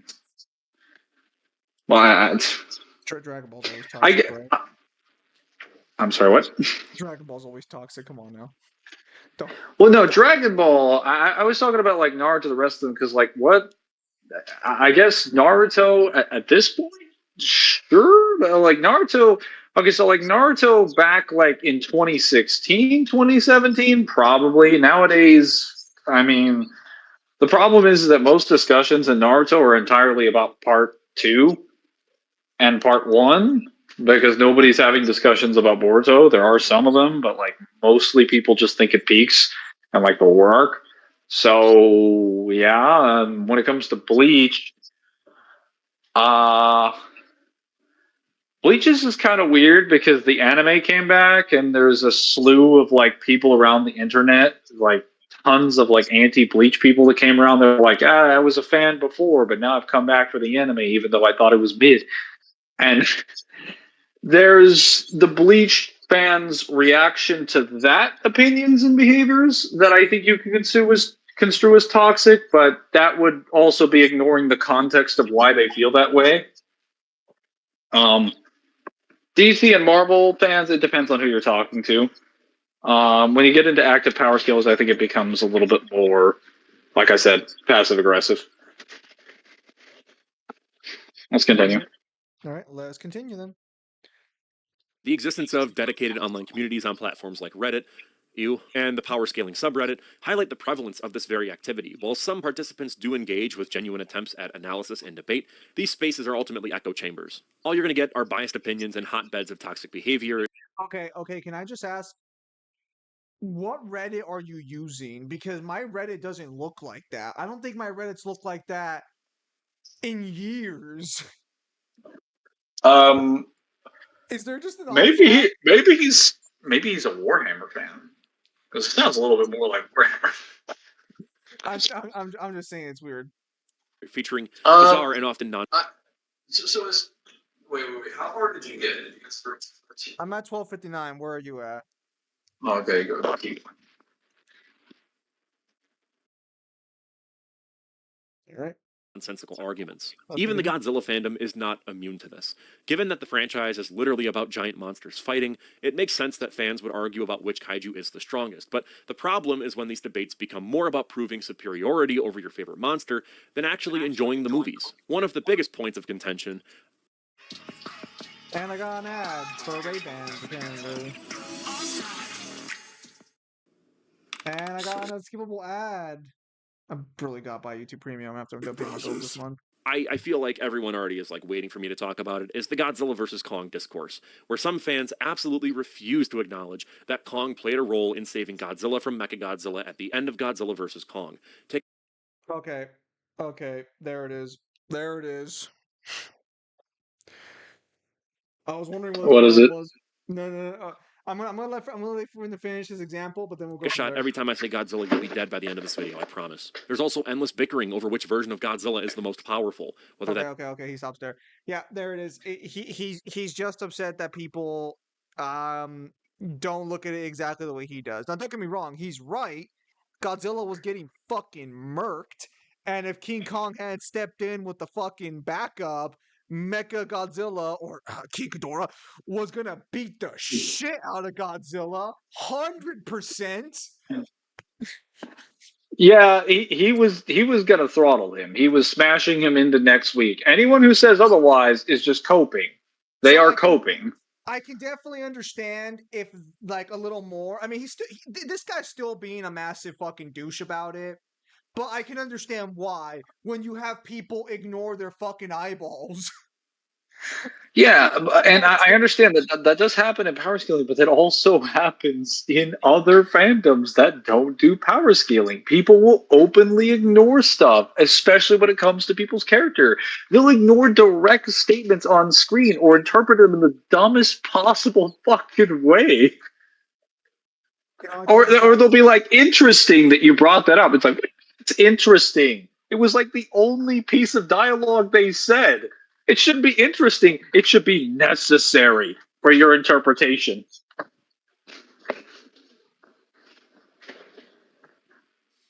Oh, that's funny. That's funny. Okay, it all makes sense now. Be MonsterVerse Godzilla, Showa Godzilla, Godzilla Earth. Do you feel better? It's not that I feel better. It's just the funniest thing because something was bugging this guy, and I was hoping he would give his backstory at some point. And I don't think he told us all the problems he's had, but that one section alone tells me everything I need to know because I completely understand how fucking infuriating So, it can be to have people ignore their own fucking eyes. so Uh, yes. Okay, got it. what a great backstory. It was worth 13 minutes. Let's not forget the bizarre tendency for some fans to downplay every other kaiju just to make Godzilla seem untouchable. What frustrates me is when power scaling erases what makes these movies interesting. Take Godzilla vs. Biollante. It's not a movie about who hits harder, it's about the weird, tragic beauty of Biollante's design, the existential horror of DNA experiments gone wrong. But in a power scaling conversation, it ends up getting reduced to, well, Biollante isn't as strong as Heisei Ghidorah, so she's irrelevant. It's flattening art. Okay. So to clarify regarding 419, I can understand that you feel they're being disregarded, but in a power scaling scenario, their position is to determine who's stronger, and that's it. The fact that they know about Biovolante and what that character can do should tell you more than enough that they did their due diligence and research to determine that outcome. It's not that they're disregarding the character, it's that their focus is on who is stronger, and they have determined that character is not stronger. They're not disregarding a character. They're just not talking about what you want to talk about in that moment. It's not immediately relevant. Yeah. It, it's like walking in on two people having a discussion about golf and then being upset that they don't talk about football when you mention the fucking football game.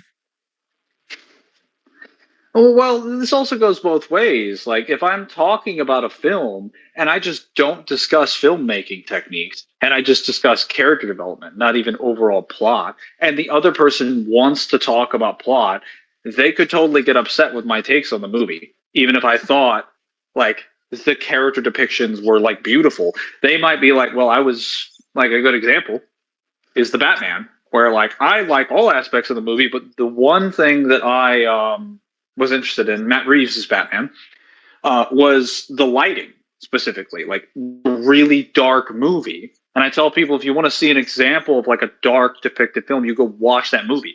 If I spent all the time on the lighting, the cinematography, and someone else spent all the time looking at like Bruce Wayne and Batman, they would walk away with different things to say than I would. And if they felt like they didn't get what they wanted to say out in a conversation, like that's just the consequences of us talking about different things. We don't need to be discussing power scaling for that to happen. Yes. All right, let's continue. Into numbers. And I get it. Some fans enjoy the hypothetical fights, but when that becomes the primary conversation, it feels like we're missing out. We're reducing something strange and emotional into a math problem, and that doesn't feel like a win to me. I don't want to go on some moral crusade against power scaling. If it's your thing, enjoy it. But for me, I'm more interested in what these movies say, how they make me feel, and why they're still compelling after all these years. That's the kind of conversation that I'd rather have. I recently made a community poll on my channel where I asked the following question: what are your thoughts on power scaling? I've made my opinion on it very clear. Did you get to 456? Yeah. Yeah, I don't know if I agree with the idea that you're not necessarily going on a moral crusade. I guess not with this video. As long as you're not making like a bunch of videos, sure. But Yeah, it definitely seems like you're going on a bit of a crusade here. No. Definitely have something that you don't like. He's absolutely got his chip on his shoulder, and his position is basically just, I'm not doing it constantly, so therefore I don't have that big of an issue with it. But make no mistake, this guy has an issue with power scaling and people who power scale. He's made his disdain very clear. And I think good thing his community agrees with him, because that would be a shame if he had an opinion that didn't sit with his community. That would also be a shame if he were in an echo chamber, Yes. which of course he's not. Of course not. Because as you can see, the poll that he puts there is totally for I like power scaling is totally mostly in favor of power scaling, mostly against disliking, as you Hear can what see. you have to say. Sound off in the comments. Yeah. I mean, look, like it's fine. You can have a group of people who dislike something. That's fine. It's just that like the issue is not disliking a specific hobby or a specific thing. The issue is understand your place in regards to what you're criticizing, because we're in the same lane. We're driving the same way on the highway. You need to be aware of each other, or there'll Yeah. be some problems. Again, it's not. We're not. It's not as divorced as he might want to make it believe, or he might want to believe, or make it sound like. All right, let's continue.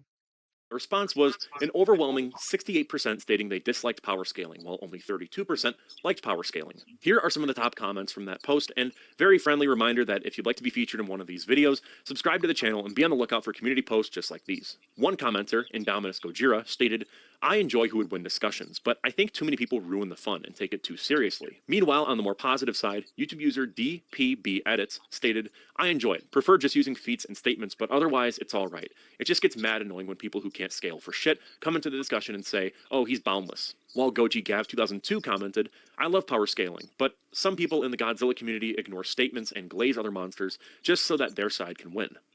Cascade Platinum Plus has a... This really sounds more like a Godzilla issue than a power scaling issue. Yeah, I'm not really seeing the point here, because like I have a friend of mine, she doesn't do power scaling at all. And but when to be clear, when I say power scaling, I mean what this guy is defining to be power scaling, which is going out and getting all the feats for a series and doing the research meticulously in order to explain an empirical like analysis. To be clear, anytime you decide that someone can beat someone else in a fight for any amount of research, that is to say 0% research even, that is considered power scaling. If you discuss any character in a verse beating any character in that same verse or another verse, that is considered power scaling. Whenever I bring up discussions of this to this one friend of mine who never does this, she's not particularly interested in it. But if I bring up a series she's interested in, and I say someone beats one of her characters, and she's like, she has a thorough opinion of that, she'll be like, oh no, I don't think that at all. What do they even have? And suddenly, 2 seconds into the discussion, she's extremely interested in having that conversation. When 5 seconds ago, she could not have given a single fuck. Because that's all it takes for most people. You just have to bring up a character they like or a series they like, and suddenly the fire in their eyes is lit up. Suddenly they're not anti-power scaling anymore. They're like, all right, let me like hold my jacket. All right, let us continue. Finally, another user, Itchy Bones, commented the following. Every who would win scenario depends on the person who's writing up the scenario. If either character wins, it will be based on the opinion of the person writing it, as well as how complex they make the fight. For example, it's obvious that Godzilla has a weapon that will easily kill Kong in Godzilla vs. Kong, but because of the director, the fight lasted longer. He could have even made Kong win. It would have been up to him.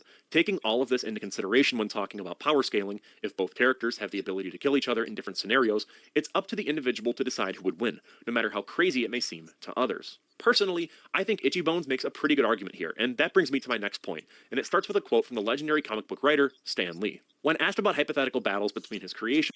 Did I call it? I'm just saying. I'm just saying pick up that phone. Lee famously stated, who would win in a fight if Galactus fought the Hulk, or if Thor fought Iron Man? And there's one answer to all of that. It's so simple. Anyone should know this. The person who'd win in a fight is the person that the scriptwriter wants to win. That's it. That's the whole truth. These characters don't have fixed power levels. They have whatever strength the story needs them to have. Spider-Man could beat the Thing if the writer wants him to. It's fiction. There's no definitive answer. And that's why power scaling as a concept is inherently flawed, because it ignores the fundamental nature of storytelling. Beyond that, power scaling obsession with stats and hypothetical fights really just sucks the joy out of fiction. When every discussion becomes about measuring power scales, people stop appreciating the actual artistry of the work. Great Okay, characters and I moments. stopped at 1725 after the Stanley thing. 1735. I was just going to say that the idea why power scaling is fundamentally flawed because it's flawed because it ignores the fundamental nature of power storytelling. No, it does not, because this example involving Stan Lee only applies to a series using inverse characters. And secondly, that's only for a series that one is still consistently ongoing, two has active authors that are consistently trying to change the material all the time, and three actively choose to participate in explaining it to that extent and have extensive lore to do so. Most other series don't have these issues. A lot of series are finished. A lot of series don't have authors talking about certain things. And secondly, most versus matchups, 99% of all versus matchups, are done between different series and different franchises, where one author statement would be invalid because typically an author statement cannot be taken in regards to another franchise. Most power scalers will shut you down if you say that, because it is often acknowledged that a writer does not have the authority and the legal basis to determine how a character or a property would be used if they don't own that property. Yes. But you would know this if you participated in power scaling discussions. And as evidenced by many of the comments that you just provided there, I noticed how you only really picked and chose the one Itchy Bones comment. A lot of those other comments actually illustrate exactly why power scaling has a lot of different interpretations, because plenty of those are fine answers to explain things in power scaling, but all of those people came to completely different conclusions. No, it's okay, Mangler. As long as the conclusion they came to sides with him, it's all good. I wonder if he disagrees with any of those, other than just that specific one. All right. I have to get some food. Dismissed Hang on. just You continue giving them their thoughts. Okay. Yeah, and yes, it is true that the story and the writers and that sort of material takes precedent. You can't tell someone to not have fun with the material they're given or not do these experiments, these like sort of thought experiments or these discussions. It just, again, it just comes off very snobby, where my way of interpreting the material is better than everyone else's, and if you don't do it my way, then you're inherently not doing it correctly. Which is really ironic from a guy who is supposed to be interpreting the material. The fact that there are interpretations would, lead you to believe there are different ways of doing things. But again, this very much feels like a guy who came into a community and the community basically didn't turn out the way he wanted because of power scaling discussions. And I can sympathize with that.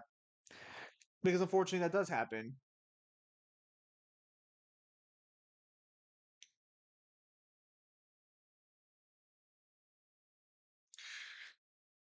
However, again, like it's important to understand that you don't have to interact with these groups of people. You don't have to interact with these conversations. Again, as he mentioned subreddits so frequently, there are plenty of subreddits that moderate themselves heavily and get rid of certain kinds of discussion specifically because they don't want to talk about it. So it's not like these aren't things that exist within the media or within the avenue he's trying to go with. They're there. If he wanted to make a Godzilla subreddit, he could do that where it doesn't discuss power scaling at all. And there would be nothing wrong with that. It just feels like because again, like you can go on franchises and you can look at fictional media where power scaling is never talked about. I have plenty of series and subreddits I follow where power scaling is almost never discussed. Heck, even going with League of Legends is a more popular example. The League of Legends lore page, while it does get versus matchups on occasion, it's never really toxic. And most of the time, it's not about versus matchups or power scaling. It's genuinely about the lore. But again, looking at the lore on its own isn't good enough for this individual based on what he's presented. While he probably wouldn't say the same thing about a lore expert that he would a power scaler, it is very clear that there is one particular way he wants you to look at this material or no other way. I But would point out that between a person who is a competent lore expert and a competent power skiller, that is an extremely thin line. There is a very thin line between those two things. The only difference being that someone decides to falsify what they find in the lore. That's the only difference. Also, I'm back. welcome back. Let us continue. Because they're not the strongest.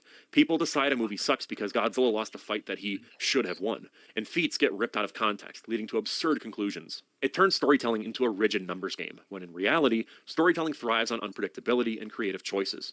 For instance, a viewer might deem a movie sucks because Godzilla, typically portrayed as immensely powerful, was defeated by an opponent who, according to power scaling metrics, should have been inferior. This reaction ignores the potential for clever strategy, environmental factors, or narrative contrivances that the writer employed to create a compelling story. Okay, so narrative contrivances. So I feel like that's not a positive the way he's saying it. Yes, there are many factors to a fight. Because again, going off of Godzilla versus King Kong, because that's basically what he's trying to reference. In the original Godzilla versus King Kong Godzilla movies, there are two different endings. One where Godzilla wins and one where King Kong wins. The way King Kong kills Godzilla, if I remember correctly, is he grabs a tree, gets up close where Godzilla's range is very limited, and chokes him to death with a tree by jamming a tree down his throat. So there are definitely other ways to look at a fight. That's not just who's stronger, absolutely. But how prevalent is this in the Godzilla scene? Because this must have been a really big fucking issue. I would also point out that this just kind of tells me he doesn't really know a lot about power scaling, because a lot of power scaling doesn't just involve who would win, it involves usually scenarios. So a lot of things that people like to do is swapping a character with another character in a given situation and seeing if they can make it through the story in their shoes, or fighting an entire verse, or having like a team matchup where you wouldn't have the same rules as you would in a 1v1. This is also assuming that every matchup is determined entirely by raw power. And I would like to bring up that he initially brought up different statistics, and he brought up hacks, but he hasn't mentioned hacks at all. The reason why that's kind of important is that actually discussing how powerful someone is, it kind of doesn't matter if they have like better speed and better hacks. I'm bringing this up because if your issue with power scaling is calculations, then you should just find a hack-based character, a character that just uses techniques and abilities. Because oftentimes you don't have to discuss that when you can just plop a scan on screen that says, like, my ability dissolves you at the molecular level. And there's not really any sort of like discussion that needs to be had. It's like, can you survive that? No? Okay, die. And then and that's it. Like it's a very short discussion. It's not like this extensive thing where it's like, well, we really need to see about this. Like, no, in most cases, it is very much a yes or no. Am I wrong, Zim? No, not wrong. This is so. In his worldview, this only makes sense if every single, or even the vast majority, like 99% of most matchups, is literally just the character punching the other character to death with raw force. But the higher you go up in like tiers, the far less common that becomes. It becomes entirely like hacks and like technique based. Even speed stops becoming prevalent after a certain point. Yes. Now let us continue. Furthermore, power scaling often involves stripping feats and statements from their original context. A single impressive feat might be taken as an absolute measure of a character's power, ignoring instances where they are portrayed as significantly weaker or the specific circumstances that allowed for that exceptional display. Ultimately, the outcome of Okay, so we call those amps. And yes, there are a lot of power scalers who ignore amps in context. That's bad. They shouldn't do that. But those are called amps. We have a term for that. Come on now. many fictional fights is dictated by the needs of the plot. That's literally how storytelling works. An overemphasis on power scaling leads to a less engaging and honestly, a more predictable experience of fiction. When fans become overly fixated on predetermined hierarchies of strength, the potential for unexpected outcomes and the element of surprise, which are very important in storytelling. I'm sorry, am I being lectured on unpredictability by a guy repping Godzilla movies? Do you take issue with the I have my unpredictability in Godzilla? You know, I watched Godzilla's remake in 2017, and I saw Godzilla win after a close, hard-fought fight. I watched the second Godzilla movie, I believe it was King of Monsters, where I saw Godzilla win after a bullshit amp and a hard-fought fight, going back into the sea. And I saw Godzilla 3, and can you guess what happened this time? He may or may not have won. He may he may have won after a hard fight. This time with but all joking aside, unpredictability in the Godzilla movie is there are some Godzilla movies that break the mold, absolutely, but let's come on, bro. Most of Godzilla movies have him winning in the end. They're very by the numbers a lot of the time, and there's nothing They, wrong with they, that. they very much have a formula, you But might say. let's again just glass houses. Problems with power scaling, especially ones that I've mentioned so far, I do think that it is important to acknowledge some counter arguments and the notion that, for some, it can be a harmless form Holy shit, he got my boy Baby Godzilla dodging those fucking waves. Let's go. of entertainment, which is entirely fair. For some people, power scaling is a lighthearted hobby, a way to connect with friends and fellow fans, and a form of imaginative play through what-if scenarios. I've said it before and I'll say it again here. I do not take issue with normal individuals casually enjoying this activity if it brings them pleasure, even if I don't like it myself. If you're a normal person, you like Okay, power scaling, I'm then at hell yeah, dude. 958. 1958. Hang on, I'm almost there. Keep at it. Just keep it away from me and my channel. That's all I ask. However, the crucial point is where this seemingly harmless fun I transforms guess into toxicity. 1956 It encroaches works. upon other aspects of fandom and affects personal interests. Even if some people engage in power scaling without malice, the broader culture surrounding it still Because fosters he an environment mentions that is that toxic and exclusionary. Another argument that I've heard Okay, I'm at 1956. when it encroaches on other aspects of fandom and affects personal interests, even some people engage in power scaling without malice, the broader culture surrounding it still. Mangler, you cut out. Mangler, you cut out.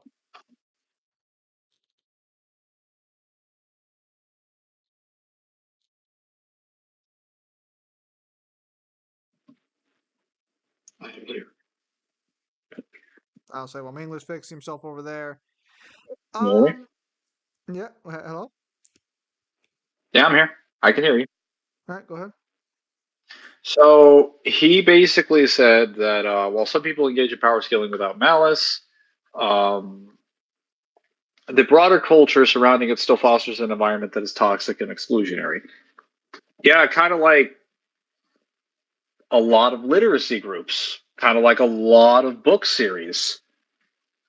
I mean, most genres of fiction that have online discourse have toxicity in them because that's just the nature of the internet. Like now that we have, it's part of just the process of humans developing our civilization over such a long period of time, developing like words in our language and having this automatic barrier, like automatic removal of barrier to communication because we have the internet. We can immediately just, flip open our laptop or our cell phone or whatever, type in like a web address and go talk to people. We have instant gratification and access to an enormous amount of information.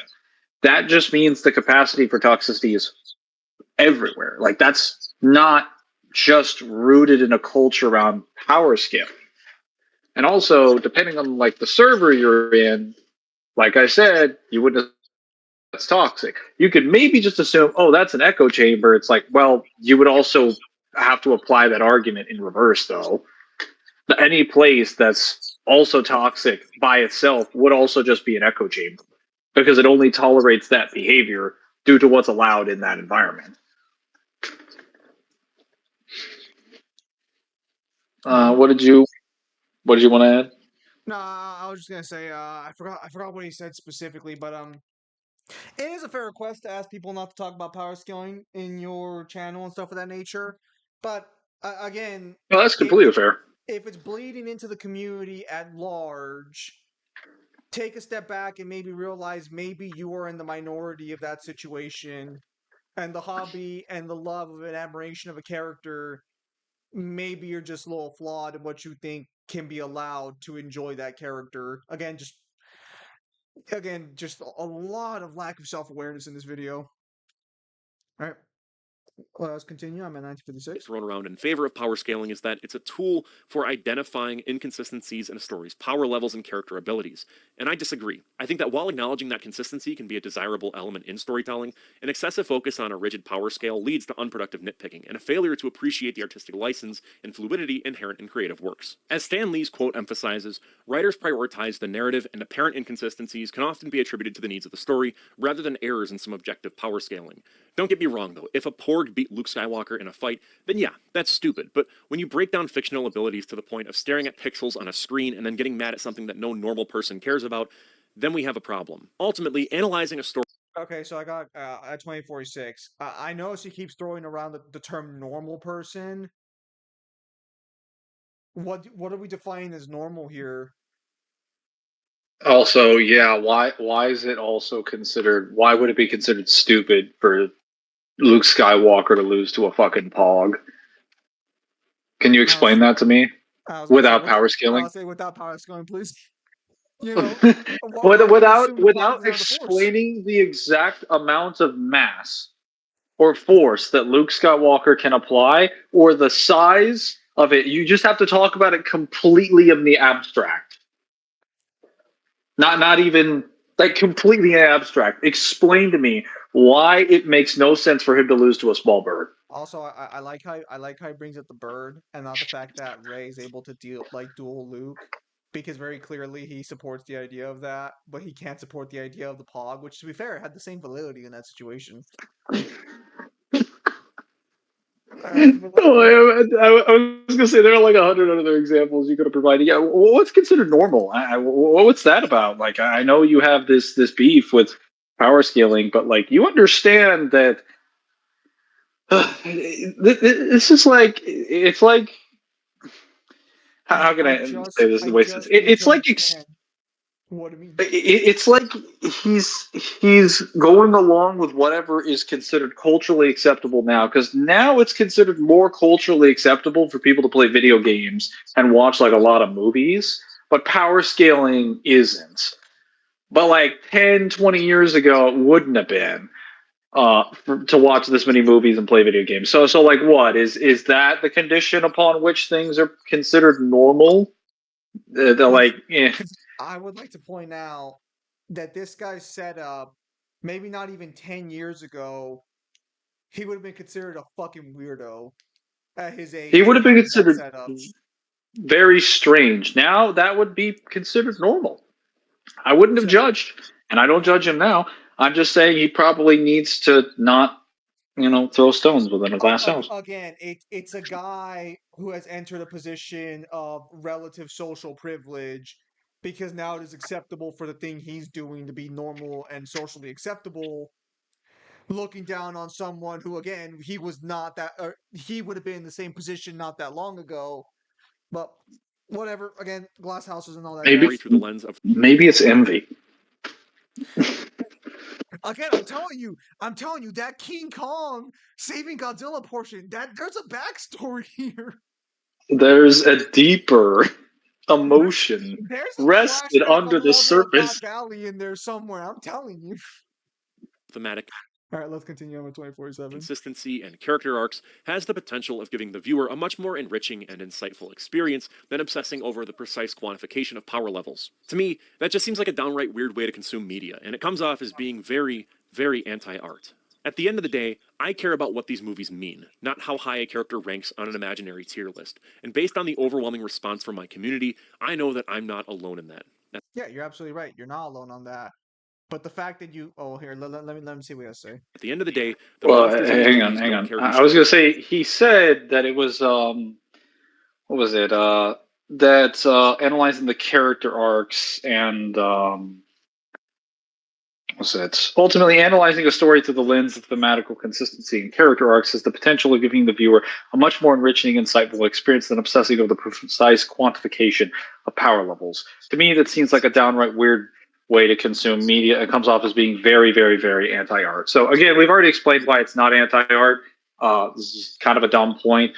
As far as saying that it would be giving them, the viewer, a much more enriching and insightful experience than obsessing over precise quantification, again, this is assuming that a person that is power scaling only quantifies it and never talks about the characters of the movie for its own sake, and only does it to support this, which you're acting like all of us are just robots. And I've been accused of being a calculator, to be clear, but like I've never been that robotic. Never. Almost one of the things I always talk about is just the characters and the world. All right, let's continue. They're here to destroy buildings, to roar, and to sometimes dropkick each other across a field. Maybe we should do the same thing. Metaphorically, of course. With all that out of the way, I'm Cole McCormick. You're watching Firewind Media. This is a very long video that's been in the works for a while, and I just had a lot that I really wanted to say and kind of get off my chest. If you disagree, I'm sure there's going to be... This video took a while to make. Yep. Well, you actually, I take it back. I take it back. The video is edited, so yes, it would have taken a while to make. Yes, the script was just so low quality that I forgot that it was a well edited video for the most part. Yeah, that's how they get you. So saying that they're just kind of here to drop kick like each other and destroy buildings, they don't care about who's stronger. I think they do. That's kind of why they're fighting each other to the death in most cases. You know, to kill the other person, and to an extent, they kind of have to determine who's stronger, because if one of them doesn't, they die. Well, I mean, his position would just be that, like, again, that like narrative, the writer would determine who wins, so anything else is irrelevant.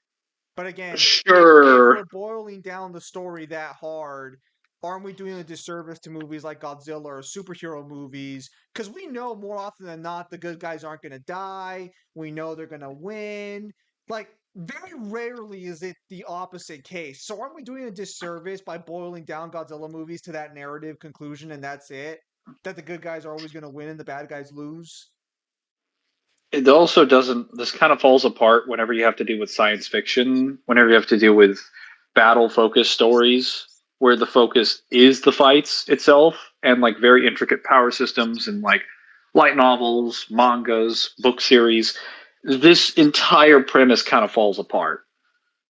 Because like a good example that I've gone through is I mentioned before Percy Jackson. I'm currently reading through the Heroes of Olympus story, and right now, in the Heroes of Olympus, the main characters are currently trying to go through an area in Rome because they're trying to stop one of the Titans from being awakened, Gaia. It's pointed out in the story that Gaia is awakening her children, the giants, in order to fight the gods and the demigods. And they specifically tell you that the giants, by their very nature, are created to be the antithesis of the gods. And then when they show up in a scene, they have a power or ability that is described to counter the god. How would you talk about that and explain it in detail without invoking any language in power scaling? You can't. Because the whole point of the character is to be introduced to beat another character. But I don't know. All right. Maybe that's just my subjective interpretation. Let's continue. Be a very big group of people that will disagree with this video, which is fine. I don't care. Feel free to leave a comment. Just be I want to be clear, when you say you don't care and you went out of your way to make a video, it's not very convincing. respectful. I was respectful to you. I would hope that you would kind of do the same thing to me. Anyways, I was respectful to you. Maybe I've just been getting the wrong vibe from him looking down at me from his high glass ceiling. Maybe the constant like head twitch, weird pause, like pause for emphasis at like things that aren't normal. Just I don't know. Maybe that's kind of a subtle indication of disgust. I But I kind of want to yeah. grab. I kind of want to get one of those indoor trays and just start growing grass on it. So people tell me to touch grass, I can just reach over and touch grass. All right, let's see. Consider becoming a member to support the channel. It's kind of like Patreon, but it's right here on YouTube. For $1.99 a month, you'll receive member shoutouts, your name featured as an executive producer in all of our film projects, and there's going to be some members-only videos that are up on the channel right now. You also get members' first videos, so before this video was made public, it was members first. There's also a $50 tier where you can basically have me make All any right. Well, video that you I want think he's within just showing reason. I his do. channel at this point. Good editing to the video. I think the video as a whole was kind of. I understand a lot of his positions. I understand where he's coming from, and I think this video would have been a lot more genuine, or at least a lot more what I felt would be genuine if it wasn't for the fact that he keeps trying to set this nice guy persona when he's very clearly being derogatory and very clearly has a chip on his shoulder towards power scalers. I don't know. I don't know. Something about the whole fake like moderate just never really sat well with me, especially for YouTube, because I've seen how YouTube used to be versus now, and it just feels like a very disingenuous video when he really it just feels like he wants to say your positions are really stupid and idiotic and you're wasting your time, which he does basically say, to be fair. He doesn't directly say it, but it's close enough. Anything you'd like to add, Michael, Mm, before we end off this 2-hour video? just looking at the comments and oh boy, this is toxicity. Let me Also, he did actually make a he did actually make a video on Godzilla versus Kong. He's like, it's garbage, and I love it. All right. It's awful. Like, man, I can see that you definitely have beef with that after all. Oh, the worst power scaler on YouTube. Because I'm looking at his channel to see what videos he's made. Uh, Yes. I this is my first time seeing a video on this guy's channel. Good uh, editing. It was entertaining, I guess, to an extent. I'm just like, I don't even. I just didn't understand what his specific beef with it was. oh, it's very clear that his specific beef with the situation is just that his hobby gets invaded by power scalers. All right. Well, at least he makes short films. He practices what he preaches. That's nice.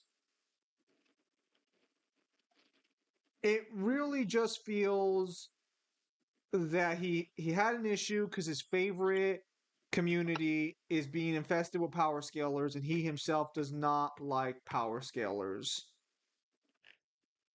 Yes. But it looks like for the most part, oh, actually, this is one of the saddest animated movies I've ever seen. I'm pretty sure that movie's about a person going through time and losing their memories and distillation of memory. Haven't seen it, but I have heard about it. Godzilla should not be in Fortnite. That was a good crossover.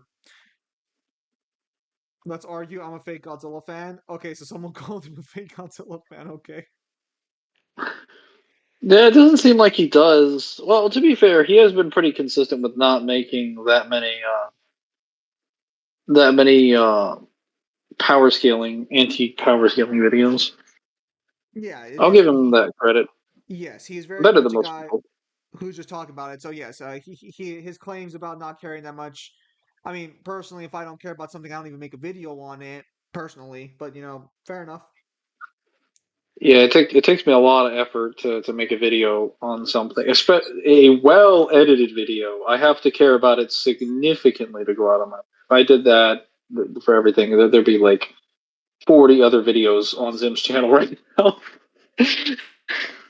Of course, maybe there's a different story when you're getting paid for these videos than when you're not getting paid. Perhaps it feels like you're just trying to make money and you make it, just to have the money. Yeah, because neither of us get paid for it, so we have to. Knowing you consistently.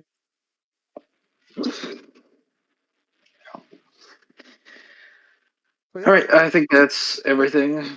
with that said, thank you guys for your time as always. Have a nice day. I'll see you guys on the next streamer video. Take care, everybody. Have yourselves a nice night.